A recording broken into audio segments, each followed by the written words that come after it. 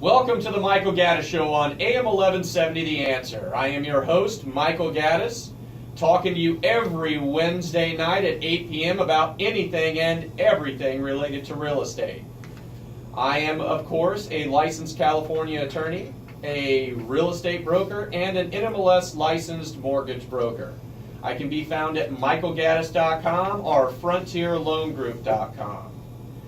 My special guests today in studio are Michelle Herrera of Michael Gaddis Realty Group. Thank you for taking time to join me today. Thank you for having me, Michael. How's it going? It's going really well. It's not raining quite as much right now. It's been, it's flooding everywhere for the past couple days. There was a flash flood yesterday. Yeah, there are like pools something everywhere. To be concerned about. It is something to be concerned about. I was worried this morning.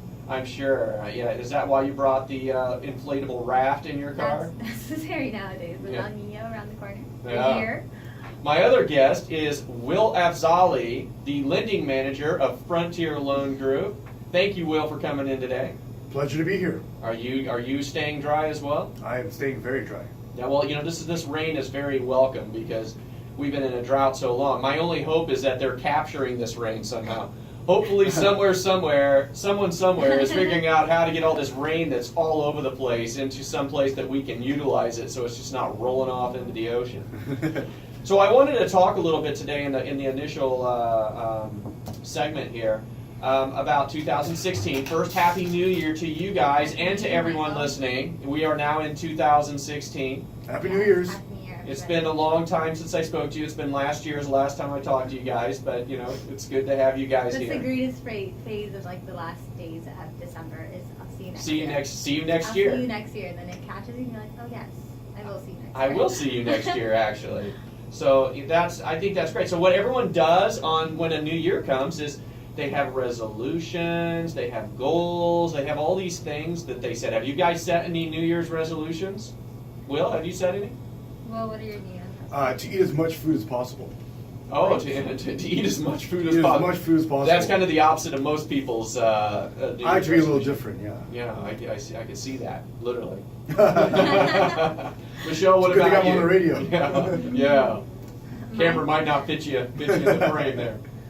What you got, Michelle? What My do you goals got? are opposite of Will's.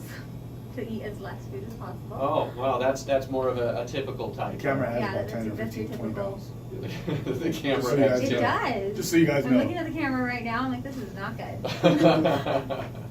So one of the things I want to talk about, I want to set, besides setting goals and things like that, people, there's a lot of advice that people give people at the beginning of every year. And so an article that I found said the top 10 tips for mortgage borrowers in 2016. So I thought we'd kind of talk a little bit about that because I thought it was interesting. The number one tip they give you is to improve your credit worthiness. So it says your credit profile is important to a lender. When you're prepared to buy a home, they look at your credit. So, you need to take a look and analyze your credit. So that's a really good tip. If you're thinking, or maybe you're renting right now, or maybe you own a house and you're thinking about buying another house, whatever it might be, I think what this is basically telling you is pull your credit report, get a copy of it, see what's going on. Most people don't do that. Yeah. So you can start taking steps. Who knows? There might be some weird thing in there that's causing your credit, to go down. Yeah, some Yeah. medical, like a medical collection you had no idea. Yeah. There's little things, and those things are going to take time to get fixed. So it's necessary that you start that process before any pre-approval. Or people have like a bankruptcy or There's just things on them that they don't even know. and things haven't just been cleared up yet. Yeah, I mean, in our loan company, Frontier Loan Group, a lot of times we get people who we pull their credit and they're like, "What is that? I didn't know that was there." Well, and they're expecting like a pre-approval the next day. That's right. And you're like, this is going to take some time. That's a great point you bring Yeah. up, Michelle, because most people, when you get into that situation, they're in the immediate now, and I think what these top 10 tips tell you is to be proactive rather than reactive. Don't wait until you need something to analyze it. Yeah. Take a look at it now and see what's going Really on with it. important. It is really important, and because you're right, there might be something on there that you can fix now, and then even if you're not maybe thinking about buying a house until the end of the year, or maybe next year, whatever it might be. You could easily take that time to Yeah. do so. Exactly. Okay, number 2 is save for a down payment. It says, although a 20% down payment on mortgage is ideal, it's not mandatory. Many lenders expect buyers to put down at least 3%. aside from the FHA, which requires 3.5%. I think that it's really smart to try to save as much down payment as possible as well. What are your feelings on that, Will? Yeah, you definitely want to save money for a down payment. I mean, that's the biggest challenge most borrowers usually have is the down payment and paying for closing costs. Well, I mean, and I think having money down helps in a lot of ways because, take for example, VA. Even though you can get 100% on a VA loan, if you put money down, it can drop your VA funding fee that every VA purchaser has. So even putting down 5% can drop that amount down. So putting money down definitely helps you. And the reason they do that is because your loan becomes more secure. The more you put down, the more secure. And the more skin you have in the game, the less risky you look, the better terms you're going to get, the better rates you're going I to get. think just having money put aside is important in general because once you get into a home, you want to purchase new furniture, you want to, do some remodels to the home, and it's necessary to have some type of savings. Well, I think that's another good point. Don't just save for the down payment. You need to save for a lot of things. Well, that's a very good point because Maybe to people, move as well. people will Movers. move. I mean, Yeah. people buy You houses have to and buy they move in, boxes. and all of a sudden they're like, "Wait a minute, I don't have any If furniture. no money left, yeah, what I are you don't gonna have. do? I don't know what to do. So they're living in these empty houses, but they have a house. So Counts you're for right. something. So plan that you're going to maybe need money post purchase. So have a little bit of funds built up. And how much is, depends on the borrower, but definitely talk to a loan officer and they'll advise you. Absolutely. Number 3, it says seek pre-approval. So, and this is something that we've talked about on previous shows numerous times. We preach this and preach this. Before you rush into house hunting mode, get a mortgage pre-approval for many, many reasons. How much sooner do you think that they should start seeking pre-approval?